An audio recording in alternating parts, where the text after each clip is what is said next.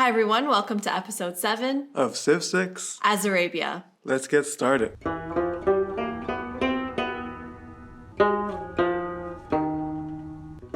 So in the last episode, we finally got all of our governor promotions on Moksha, which means we are finally ready to start purchasing apostles. Okay, ready to start spreading Salman alaikum. Salman, I like him. And someone had the great suggestion of buying walls in Sivas just because, the Ottomans... You never know. Ottomans don't have a great reputation when it comes to invading Arabia, so... Yeah, and that's going to be our conversation of topic for today, right? That's right. Starting off with the Mamluks and then going into the war with the Ottomans. So it's getting more towards our area of expertise. Again, we have to know basics of this stuff, but Ottoman studies is a separate field. We have to do our research to talk about even the Mamluk period, which is very close to the Ottoman period. So I'm going to just purchase a few builders. So in the game, Mamluks are a unit, but that's not all Mamluks are, right? That's right. They are a political class as well. And the Mamluk dynasty has really become a critical and crucial way of organizing a state in the, not quite the early modern period, but the period in between medieval and early modern. I don't know what you want to call that, Renaissance, you can call it. A lot of times these sort of categories don't exactly make sense for every region, right? Exactly. I think a lot of times these categories were made up with Europe in mind. Something like Renaissance and medieval period. Especially Renaissance. I mean, people try to say, oh, this was the Ottoman Renaissance, this is the whatever Renaissance. Yeah, and I think Renaissance is both a time period and also just a social movement. So can we say that about a place where that social movement takes it on a different form? Maybe not. So back to the Mamluks. Back to the Mamluks. So the Mamluk states are a little bit different from the states we talked about before. They're monarchies, but they're not really hereditary monarchies. They're really more of like a military oligarchy that runs the state. And this is a form that obviously takes over in Egypt particularly, but it's also common across North Africa, in Tunis, in Jazair in Algeria, Tripoli in Libya. They rule within a clique, and this clique is usually defined according to ethnic lines, but that ethnic line is a little bit fuzzy. But generally refers to people who were of Turkish, Circassian, Central Asian, sometimes Albanian extraction. They were, in theory, all still slaves of the state, but in practice, of course, they run the state. When we say the Mamluk dynasty, we usually mean Egypt. This lasts for over 250 years until the Ottomans take control in 1516, 1517, that time period. And why do you think they're considered a unit in the game and not an empire? Yeah, that's an interesting question. I mean, I think on one hand, even more than Ottoman, which is kind of generic, right? Like Mamluk refers very much to a generic structure, not to a specific group necessarily. Maybe that's the reason why. But it's a short period of time in comparison to what I think they're trying to do with these civilizations. Yeah, 250 years. Very short. I guess America's 250 years, right? So yeah, let's swap out America for the Mamluk. But also I think their claim to fame really is horsemanship, dashing style of battle, which they used to defeat the Mongols as these defenders of Islam. Until, as we'll see, Selim just brings a bunch of guys with guns and blows them up. I forgot to buy my mosque in Mecca. The one place I needed it. Actually, I wanted to look at the mosque architecture here. So the apostles are a little bit in the way, but interesting architecture, right? It really looks more like a Mughal building, I would say, right? Yeah. Like the three domes. I think you see more in Mughal architecture. Yeah, I'll try to find an example to compare it with, but definitely you have the onion dome and the sort of drum it sits upon, which is very different from the Ottoman mosques, if you remember, which sit on a very, very short drum. Yeah, I think from an architecture standpoint, going for a Mughal-inspired look kind of makes sense because a lot of people's impressions of Islamic architecture comes through the British colonization of India, which I guess kind of makes sense as from like a population standpoint, lots of Muslims in India, but definitely not the only way to make a mosque. And what about the madrasa? Yeah, let's take a look at that. What are your thoughts on that? On one hand, a madrasa doesn't necessarily need a minaret, for instance, but I do like this model. I think it looks nice. The one thing I would say is missing would be a courtyard. Which is really important. And I think we can go to a Mamluk example to talk about madrasa. For sure. So it's a very, very famous complex in Egypt, the Sultan Hassan complex. It was built around 1356 to 61. At the time, it was the largest building in Cairo, other than the pyramids, I guess, but that's in Giza. It was at the foot of the Cairo citadel and right next to the Mamluk hippodrome, which was used for like parades and things like this. When you look at it today, there's actually two mosques side by side. Yeah. And I always thought they were from the same period. Yeah. So everyone take a look at the mosques. Can you tell which one is from the 1300s and which one is from 1921? Part of the Mamluk revival style. Yeah, I mean, honestly, they revived it. I couldn't tell at all. Yeah, it is actually the one on the left, which is the original one. One interesting thing about this complex, obviously, it does have a madrasa. The way that it was designed is actually very innovative because for this madrasa, what they did is they made a plan with 4 gates, 4 Iwans. 4 Iwans, 4 portals, which we kind of spoke about when we talked about Baghdad. On each corner, they gave to one of the 4 schools of Sunni Islamic jurisprudence. So that would be Hanafi, Hanbali, Shafi, and Maliki. Yeah, which we haven't spoken about. Do you want to briefly discuss what that is? So there's this thing we call Sharia, but Sharia is just a generic category. In the actual practice of law, disputes, there are specific bodies of jurisprudence. And there are, in the Sunni tradition, 4 kind of classical schools, right? Which are not massively distinct from each other. On certain issues, they are very different. They're often patronized by one specific ruler or one specific state over another. And so because of that, they're sort of geographically now a bit distinct. So all of the core Ottoman lands are Hanafi, but for example, in Egypt, you have Shafis, you have Malikis, Church and and state, Ooh. soul and body, we got God Mont and Saint man. Michel. All Yeah, one. so now all my One Saint apostles Michel. will have And the the business of martyr all is to ability, fight. which is not useful, but it's good to get out of the way, out of like from your options, so you have more useful ones to pick from. One other thing about the Sultan Hassan complex, it was constructed using stone that was left over from either ancient Egyptian sites, including the pyramids actually. So originally the pyramids were really coated in limestone, and over the millennia people have just said, oh, there's a nice piece of stone, and taken it. You know, obviously that was happening in the Roman period too, happening earlier. Some of the stone on the Sultan Hassan mosque comes from these ancient Egyptian sites. Like in Giza, right? And also from Memphis, not Memphis, Tennessee. If anyone didn't know, Memphis is an Egyptian site. Although I think there is a pyramid there. It's a In Memphis, Tennessee? yeah, it's a Bass Pro Shops. So- What? No. I need to see that. The other thing is that, as we talked about, it's a madrasa. So they actually have a lot of student dorms that were built in the complex. I think architecturally is so interesting Yeah. because it creates and makes up the facade of the complex, which kind of looks very modern in a sense, right? It's huge, it's massive, and to sort of increase ventilation, there's some air wells inside as well. Yeah, even back in the day, student dorms were dank. So they needed to ventilate those things. And the students would sort of gather around the courtyards, which brings us back to the discussion of where is the courtyard of the madrasa. That would be basically where students would gather and learn around a fountain. And the Hassan Complex Mosque has 2 very common decorative elements. One of them is mukarnas and one of them is aplak, stone technique. Makarnas, I think, are very popular, very distinctive. They are the kind of honeycomb, stalactites, the kind of geometric indentations that are made into the tops of columns, into arches, into niches. It's a very common decorative element all the way from Spain to India. The other one is aplak, stone technique. Do you want to discuss that? Yeah, a block basically just means like a repeating pattern of dark and light. It can be done in stone. I don't know if it's called up block when it's done in brick and stone, but in the Ottoman Empire, it's usually done in brick and stone, brick, stone, brick, stone. But in Mamluk case, it's done with different colors of stone. Right. And I think we actually need to give an apology officially on our stream to the denizens of Sivas. Yes. We were a little bit dismissive of flippant of what Sivas has to offer, and doing a little bit of research on the Hassan Mosque complex. There's a really interesting connection to another portal on the Sivas Gökü Medrese. Ooh, nice. Yeah, it's a very actually a very beautiful madrasa building. There was actually a lot of movement of craftsmen between Sivas and the Mamluk state. And so for that reason, there's actually a lot of architectural similarities between the Guk madrasa and basically the Sultan Hassan complex. So apologies to Sivas. Yes, our dear Sivasla friends, we are Yes. very sorry.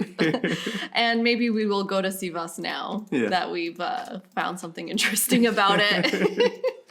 So you do have a lot of gold. Are you gonna spend that on anything? Oh yeah, good idea. Actually, let me buy my madrasas here just in time, and I should actually build some more holy sites. So And the Mamluks are very well known for their artistic products as well, right? So metalwork, ceramics, glass. An interesting fact, the French kings used to be baptized in this baptismal font, and it was actually a piece of Mamluk metalwork. yeah, it's very beautiful, and it actually shows the court of the Mamluks. It has emirs there. I think the official taster. Do you know what I'm talking about? Yeah, the guy has to taste the food to make sure it's not poisoned. Exactly, that guy. Yeah.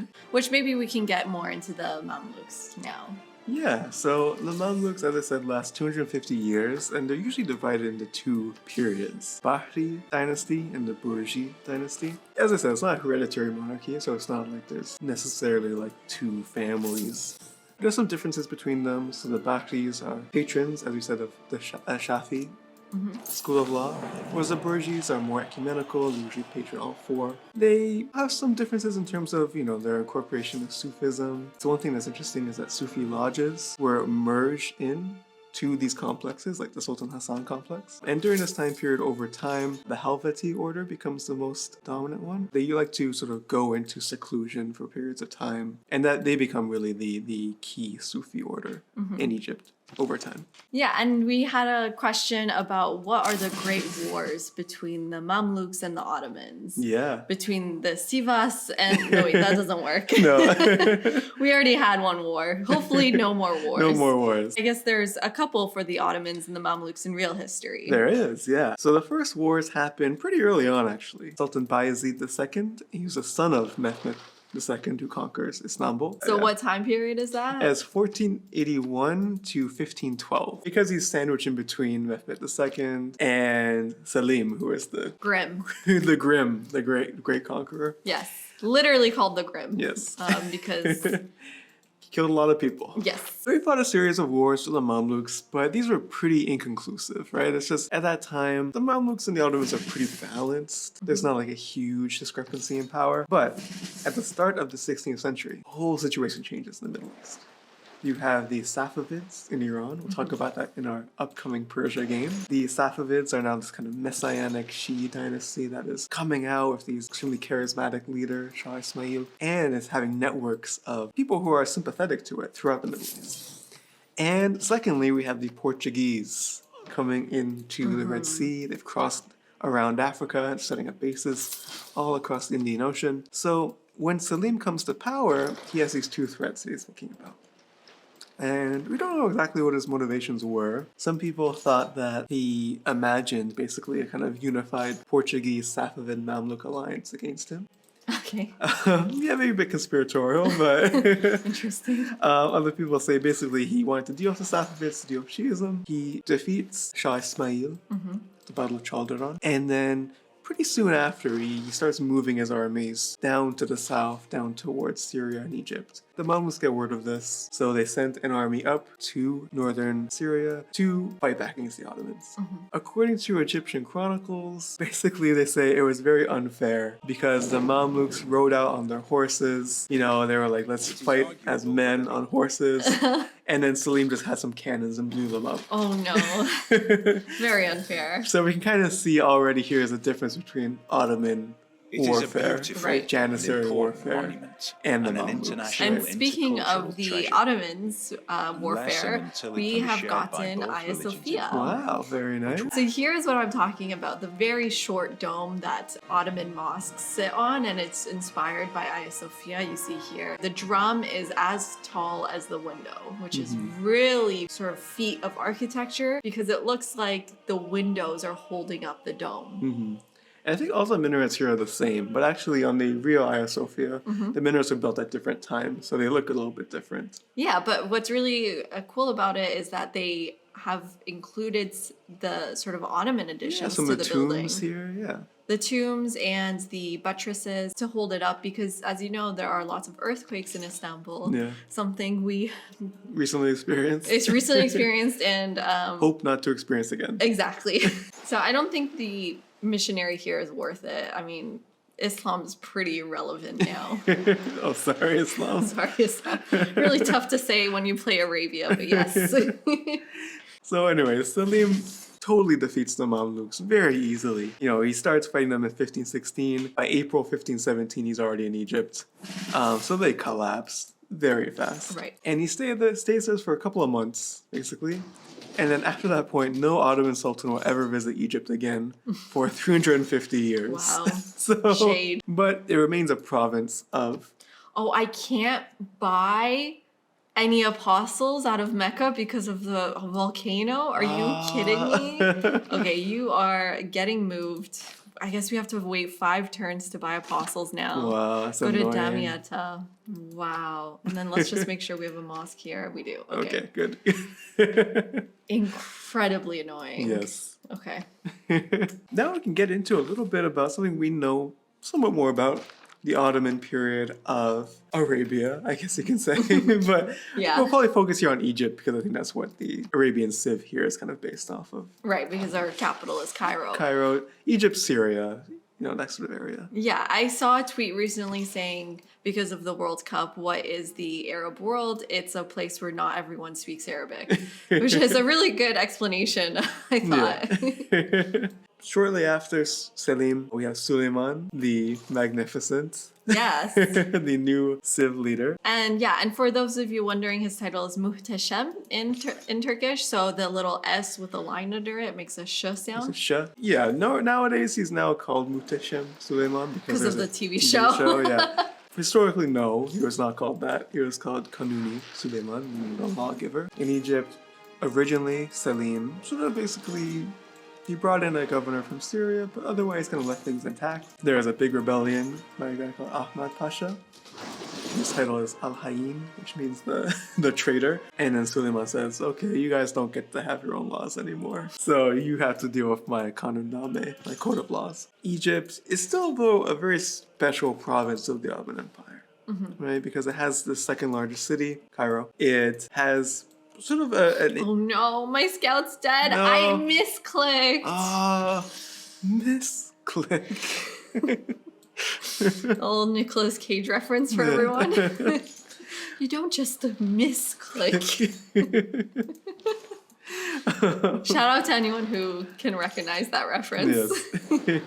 But yeah, the government of Egypt is like a little Ottoman Empire because it has a divan that meets every week, has council, has its own, administrative practices. And it's also a place where a lot of people who are former court officials will be exiled to Egypt to serve out their remaining time. An interesting thing is that the eunuchs of the Ottoman court would usually be sent to Egypt after their service was done. And in Egypt, they actually built up their own power base and their own neighborhoods. So in Cairo, to the west of the citadel, there was Eunuch City.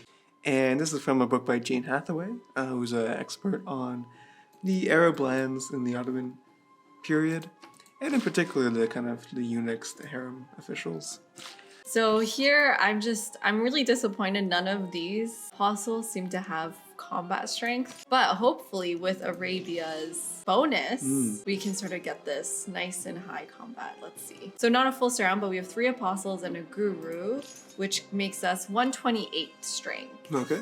And actually, I kind of want to put in my card. Let's do that now. Let's actually unlock and put in the religious combat card. What do I take out? I guess the golden faith. It feels bad, but I don't know what else to do. And now let's see what we're at. 133. Not bad, right? Yeah, pretty good. And then if we can just kill this apostle, we get rid of Eastern Orthodoxy and add Salman Aleikum. Nice. Nice. I like them. So another Ottoman group that takes up residence in Cairo and other cities of the Arab world are the Janissaries. And as we talked about on the battlefield, the formal battlefield, the Janissaries very clearly outclassed the Mamluks. But in the cities, in urban life, it was a little bit more of a competition, because the Janissaries in these cities, in cities like Cairo, form the sort of urban garrison, right? They're the Ottoman army in these cities. But the Mamluks are still pretty strong. They're still pretty entrenched in city life. Excuse me. Wow, got denounced. Speaking of Ottoman, I don't know, insolence. Everything Ooh, here and look at appears this. Wow, the to Alhambra. inspire kindly Exciting. So here we have the depiction of it. Yeah, I think what's interesting about it is that they went with the original floor plan here as opposed to Hagia Sophia, where you have the Ottoman additions. But here it's just the palace castle. It is, yeah. And without the Spanish additions. Yeah, there's no. So the Alhambra is built in the mid 13th century, converted to a royal palace in 1331. But in 1492, it's captured by King Queen of Spain, Ferdinand and Isabella. They moved their court there, and they kind of add in all these additions, right? So in 1533, Charles V adds in this whole sort of Baroque style palace onto the Alhambra, which is missing in this depiction. Yeah. And we had a quote there from Washington Irving, and actually all the names that we kind of customarily use for the places in the Alhambra come from him, basically, or the Orientalist tradition. And some of the interesting features of the Alhambra are, as we mentioned, macarnas, intensive macarnas. Yeah. Yeah, so a lot of plaster stucco, water features, fountains, courtyards. And the idea was it's a kind of symbolic mirror of paradise. My game crashed? No, they're moving. Just a little bit choppy. So the game did not crash. It was my computer. So we just reloaded here to turn 152. Okay. I'm not quite sure if I can win in 8 turns. So maybe let's move the goal to like 170 or Okay. something. Yeah. And so last we were talking, I forgot where I think we were talking about the Alhambra, but We were. that's all we had to say about it. Yeah. So let's go back to the Ottomans and the Mamluks. So the Janissaries, as we talked about, were like the urban garrisons. And they, over time, began to really involve themselves in trade, in commercial activities, and in Egypt in particularly, the main activity was coffee. Right? Coffee is now spread across the world. People are addicted to it. I am addicted to it. Actually, the term mocha comes from a city in Yemen, Mocha. And so on one hand, you have the Janissaries, their own sociality, which is dominating certain sectors. And on the other hand, you have the Mamluks, who are really in competition with them. So in Cairo in particular, this kind of develops into two factions, the Fakaris and the Qasimis. What? Fakaris, that's their name. I don't know if you're saying that correctly. Maybe not, but these factions end up just having like street battles. They'll be fighting and claiming neighborhoods. This will be a Qasimi neighborhood, and people can't go in there if you're associated with Janissaries. And urban life at this time is really neighborhood based. The neighborhoods will be closed off at night, so like if you don't belong to that neighborhood, they'll kick you out. So it's not quite the same as we kind of imagine sometimes, like a cosmopolitanism. It is there. It's not there. But there is also a tension. Okay, so I had to buy an apostle here to sort of make sure I keep Istanbul for the religious emergency. And here we can find oil. I don't think I'll have to put up a fight with the Byzantines. They don't have their own religion, right? Or I believe they've been totally converted to Islam. Yes. Let's get that full surround and see. 159 strength. Ooh. That is insane. Wow. One-shotting or not one-shotting this apostle. Let's see who else is strong. Okay, great. That's amazing. So one thing that happens during the Ottoman period is that the Mamluks, even though they're defeated, they gradually sort of return to power. This is not just the same as like the Mamluks return to their original form, right? Because as we mentioned, now there's the Suleymans, Colonial that's organizing politics in Egypt. So it's the Mamluks, but now in an Ottoman form, basically. But when Napoleon invades Egypt, right, in 1798, the people that he fights with are the Mamluks in Egypt. And there's a particular household called the Khazdalas that really retained control of Egypt until that time. One of the things that makes them quite unique is that they combine very sort of Ottoman style forms, classical Ottoman decorative elements, with some that are derived from the architecture of North Africa. So you see this kind of interesting hybrid form where they're trying to sort of show that they are in connection with the Ottomans, but also trying to assert their own independent kind of patronage, independent identity. So it looks like they actually got Istanbul away from me, so good thing I bought that apostle. Yeah. And I don't really know how these religious emergencies work, but I'm guessing I lose it if they convert it. Let's see. Yeah, so it's 15 out of 16, so we need to... Oh, they have to hold it for 16 turns. I see. Okay. As we talked about in our Ottoman game, the 18th century really has a kind of decentralization process. Local notables, local power brokers become really crucial to the operation of the Ottoman system. And this happens in the Arab lands as well. In Syria, we have a very prominent family, the Azams, who become sort of, semi-independent, right? They are still part of this Ottoman system, but they are not necessarily in the interests of the Central Ottoman state. And they actually retain their power in Damascus as a city until the 20th century. Great. Looks like we converted our first Georgian city. Nice. Let's see. Let's just use all of... I have like 7 charges. Okay. Might as well use all of them. Yeah, for sure. And we got it. Nice. +4 arrow score, too. Yeah. So, okay, let's see what's left. We have a couple cities here. Wolin, which I'm going to convert soon, and then just these 4. And then over on the Byzantine side, this might actually be the mistake I made in this game, was not sending apostles here sooner. Oh my god. What happened? They got my guru. No. But I'm still fine. I think I just need to move him. Okay, so let's get a surround going. Yeah.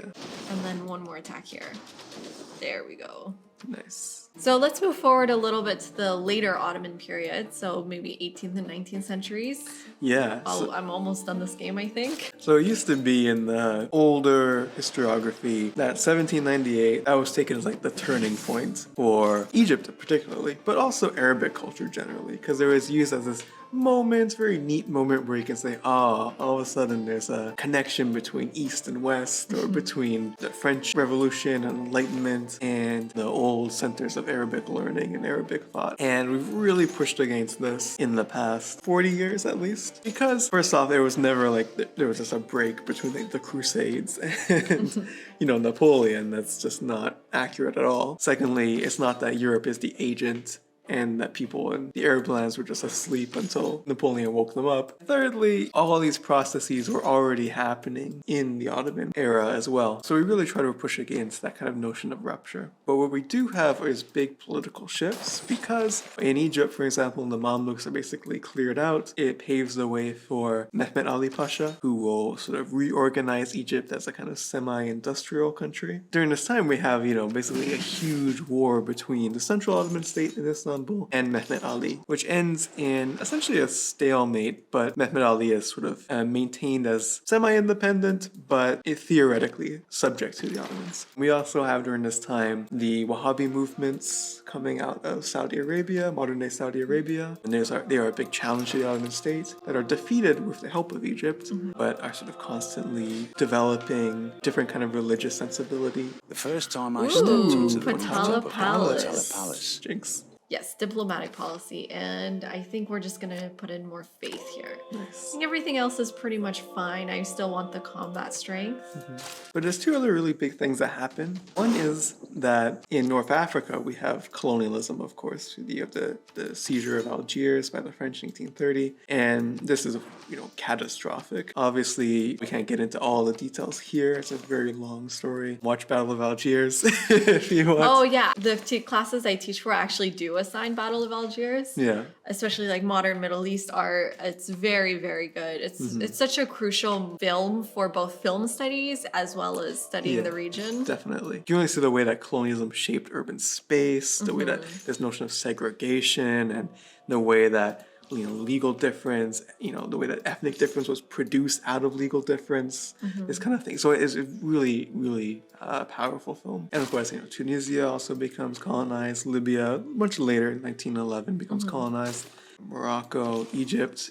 Egypt kind of retains a sort of independence throughout it, but it's essentially colonized by the British. Syria, all this is also colonized. So a little bit earlier, during the late Ottoman period, we have the huge growth of these commercial cities in the Levant. Beirut particularly becomes an important commercial site, intellectual site. In these commercial cities, we have the development of a kind of new literary culture, new poetic culture, philosophical, political, which is given the name the Nahda, meaning the Renaissance. We have works like Al-Shidyak's Leg Over Leg, which is supposed to be the first Arabic novel. There is an English translation of it. These new forms are being adapted, but they're also bringing in that huge heritage of classical Arabic literature.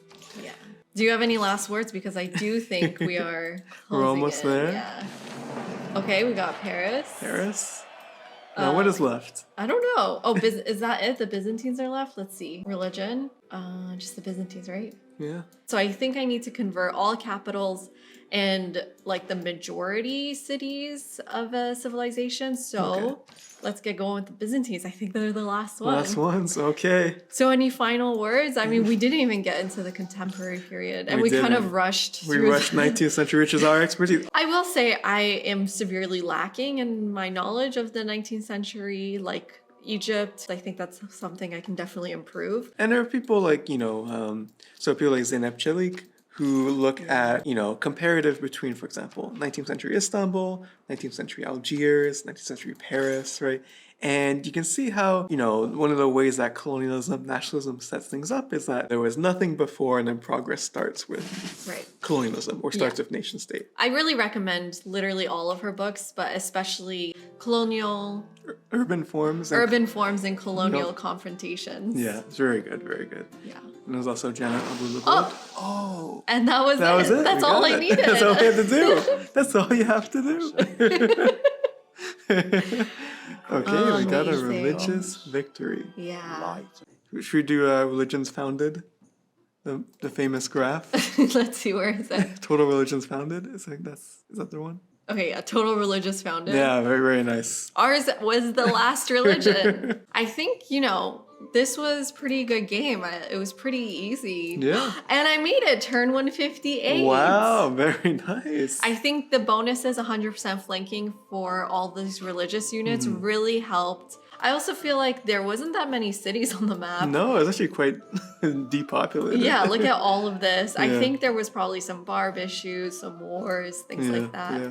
Things went pretty well. Saladin, pretty good at religious victory. Yeah. Give it a shot. So if you liked this series, make sure to leave a comment. I don't know about what. Don't ask any more questions, I guess. We're done talking about it. Yeah. Don't just press the subscribe button. You have to smash it. Please don't say that. Don't use that. No. Okay. Please click the subscribe button. And please click. Please click it. Please click the subscribe button and leave a like, and we'll see you in our next series. All right. Thanks, everyone. Bye. Bye.